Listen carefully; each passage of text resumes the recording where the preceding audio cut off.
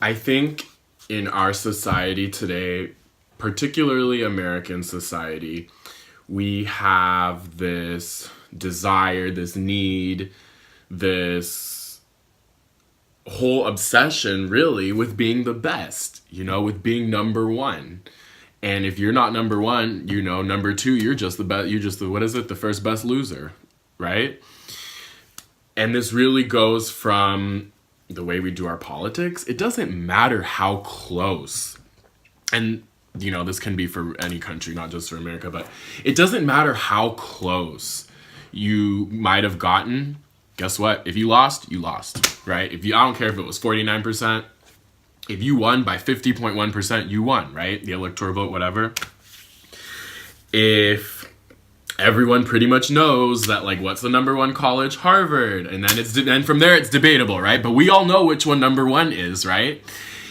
And, of course, Beyonce is the best, which is probably the only one I agree with. No, but, honestly, seriously. And then now the other thing is, how are a lot of these things determined?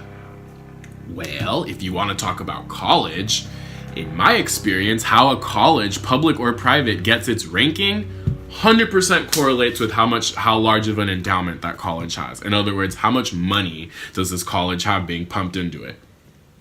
That usually determines how good the college is, right?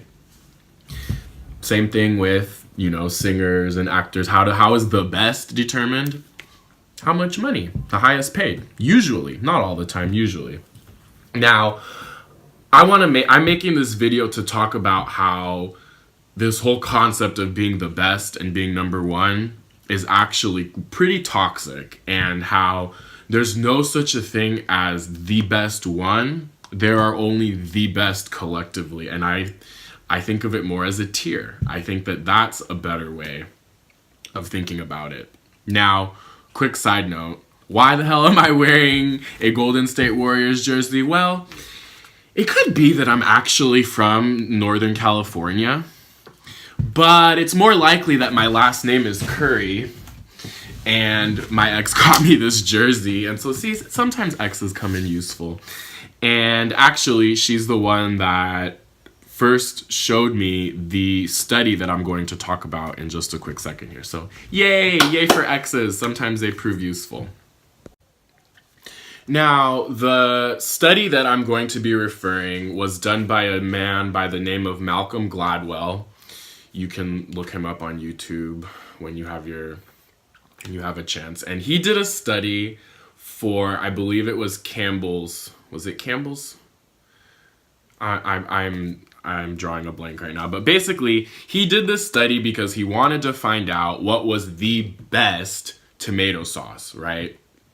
And what he found was that after surveying and asking people and whatever, when you do statistics, you expect there to be one peak, usually. You expect there to be one peak showing that there's very much one winner, one best, right? And instead, what he found, rather than there being just one outlier and then everyone else, he said it was more like this. So what he found was that there were a bunch of little winners. And he found that, well, some Americans prefer tomato sauce with meat in it. I wouldn't be one of those. Some prefer it chunky. Some prefer it really smooth. Some prefer it with onions. Some prefer it with garlic, olives. And it drove this guy nuts, if I remember the story correctly. And he just didn't know what to do with this data, because he had never come across this problem before. Whenever he had done a statistical analysis, he usually found that there was one clear winner. And in this case, he found that there wasn't one clear winner. There was a bunch of little winners.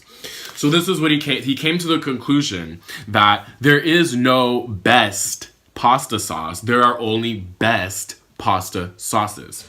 Now, I think that if we took this form of thinking and we use this in a lot more, and in different societies, or in different thoughts and aspects of society, we would honestly be a lot better off. The one that I really like to compare it to is college.